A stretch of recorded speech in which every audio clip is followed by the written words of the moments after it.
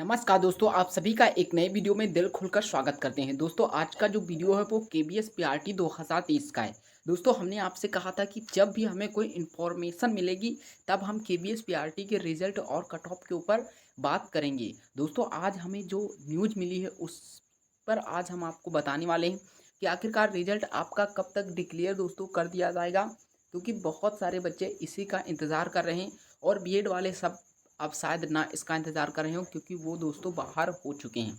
दोस्तों, आपको बता दें कि रिजल्ट कब तक आ जाएगा, इसके ऊपर जो हम डेट बताने वाले हैं वो दोस्तों एकदम कंफर्म है और आप लोग उसी तारीख के आसपास रिजल्ट भी अपना चेक कर सकते हैं। और क्या कट ऑफ दोस्तों अभी और नीचे जाएगी या नहीं जाएगी, इसके बारे में भी चर्चा करने वाले हैं। और दोस्तों, एक जो विचार है सबके बच्चों में है, क्या पीआरटी बूढ़ा कर देगी तब रिजल्ट देगी, ये दोस्तों सभी बच्चों के मन में ये विचार आ रहा है। तो चलिए दोस्तों, वीडियो को स्टार्ट कर देते हैं। वीडियो को स्टार्ट करने से पहले दोस्तों आपको हम बता देते हैं कि अगर वीडियो पसंद आए तो वीडियो को लाइक ज़रूर कर लेना, और चैनल पर अगर आप हमारे नए हैं तो चैनल को भी ज़रूर सब्सक्राइब कर लीजिए, क्योंकि यहाँ पर केवीएस पीआरटी या अन्य वैकेंसी की इन्फॉर्मेशन दोस्तों सबसे पहले अपडेट की जाती है। तो चलिए वीडियो को स्टार्ट कर देते हैं। दोस्तों, सबसे पहला जो टॉपिक है, रिजल्ट आखिरकार कब तक आ जाएगा। आज दोस्तों हम सभी हाईलाइट टॉपिक के ऊपर बात करने वाले हैं कि सबसे पहले रिजल्ट कब आएगा। देखिए दोस्तों, रिजल्ट की जो ऑफिशियल डेट है वो दोस्तों हम आपको बता देते हैं, किसी को भी नहीं पता है कि रिजल्ट इस तारीख तक आ जाएगा। वो सब और सब एक्सपेक्टेड डेट बता रहे हैं कि रिजल्ट इस तारीख तक आ जाएगा, इस तारीख तक आ जाएगा, लेकिन दोस्तों जो एग्जैक्ट डेट है वो दोस्तों हम कह सकते हैं किसी को भी नहीं पता है। वो आयोग को ही पता है, और हो सकता है आयोग को भी ना पता हो, क्योंकि वो रिजल्ट डिक्लेयर करने की बात ही नहीं कर रहा। तो आपको बता दें कि रिजल्ट जो आपका आने की संभावना है वो दोस्तों आप समझ लीजिए कि कब तक आ जाएगा। तो जो हम एक्सपेक्टेड बता रहे हैं कि रिजल्ट दोस्तों आपका आ जाएगा सितंबर लास्ट तक। ठीक है, अब दोस्तों आप सभी कह रहे होंगे कि सभी यूट्यूबर कह रहे हैं कि सितंबर लास्ट तक तो आपका रिजल्ट आ ही जाएगा, क्योंकि ये दोस्तों एक्सपेक्टेड है और यही सब लोग लेकर चल रहे हैं। लेकिन दोस्तों हम जो आपको बताएंगे वो दोस्तों एग्जैक्ट डेट के आसपास होगी। देखिए, सितंबर लास्ट का मतलब है कि 30, ठीक है 30। लेकिन दोस्तों आपको बता दें कि आपका जो 25 सितंबर से 28 सितंबर के बीच में, ठीक है 25 से 28 सितंबर के बीच में आपका दोस्तों 100% रिजल्ट डिक्लेयर कर दिया जाएगा। अब दोस्तों ज़्यादा समय नहीं लेगी पीआरटी, लेकिन दोस्तों एक बात हम कंफर्म कह सकते हैं कि ये वैकेंसी 2023 में ही दोस्तों पूरी हो जाएगी। ठीक है, 2023 में ही पूरी हो जाएगी।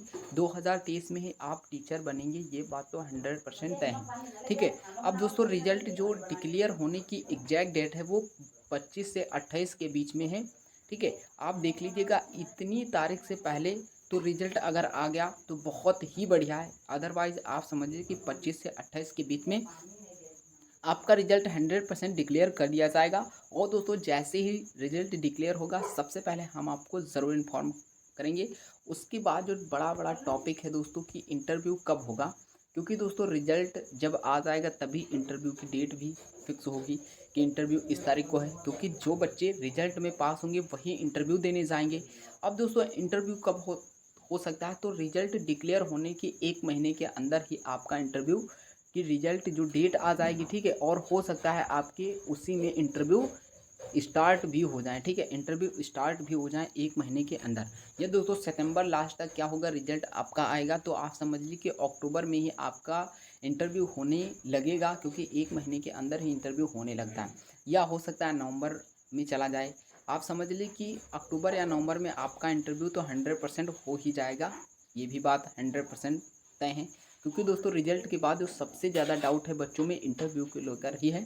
अब दोस्तों एक जो इंटरव्यू में सबसे बड़ा टॉपिक है, क्योंकि बहुत सारे बच्चों को वो चीज़ नहीं आती है, जैसे कि इंटरव्यू में इंग्लिश नीड है या नहीं, मतलब इंग्लिश की ज़रूरत होती है या नहीं। या दोस्तों सब लोग मतलब वहाँ के जो इंटरव्यू में लोग होंगे वो हमसे इंग्लिश में ही सब चीज़ पूछेंगे, लेकिन दोस्तों ऐसा हम बता दें आपको नहीं है।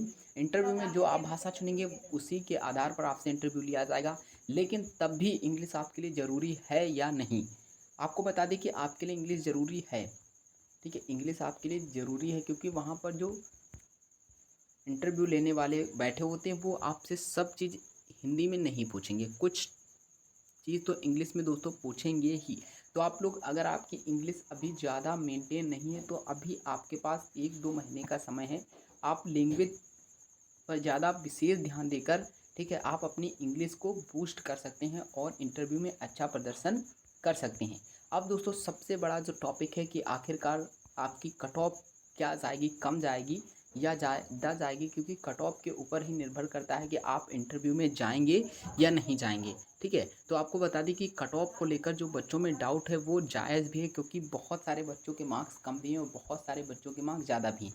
अब दोस्तों पहले क्या था, बीएड था तो उसमें और ज़्यादा भीड़ थी, तो वहाँ पर बच्चे के मार्क्स जब कम थे तो उसको होप नहीं थी कि उसका हो जाएगा। लेकिन बीएड जैसे ही बाहर हो गया तो बच्चों में अब एक और होप बन गई कि भाई हमारे इतने मार्क्स हैं तब भी हमारा सिलेक्शन हो सकता है, क्योंकि बीएड के बहुत सारे बच्चों को बाहर कर दिया गया। तो बीएड को बाहर कर दिया गया जिसमें हो सकता है टॉपर्स भी हों बीएड के, तो उन बच्चों को बाहर करने का मतलब है जितने बच्चे बाहर हो गए उतने नीचे से बच्चे उसमें और इन हो गए। ठीक है, तो अब बात कर लेते हैं कि कट ऑफ आखिरकार कितनी जा सकती है। चलिए दोस्तों कट ऑफ को हम लेकर बात करते हैं। ठीक है, ब्लैक बोर्ड पर आ जाते हैं। कट ऑफ को सबसे पहले यूआर वालों की बताएंगे, फिर उसके बाद बताएंगे ओबीसी की, फिर उसके बाद बताएंगे एससी कैटेगरी, उससे पहले हम ईडब्ल्यूएस कैटेगरी की दोस्तों बताएंगे, फिर बताएंगे एससी कैटेगरी, फिर बताएंगे हैंडीकेप्ड, सभी की दोस्तों बताएंगे। तो आप वीडियो को एंड तक ज़रूर देख लीजिएगा।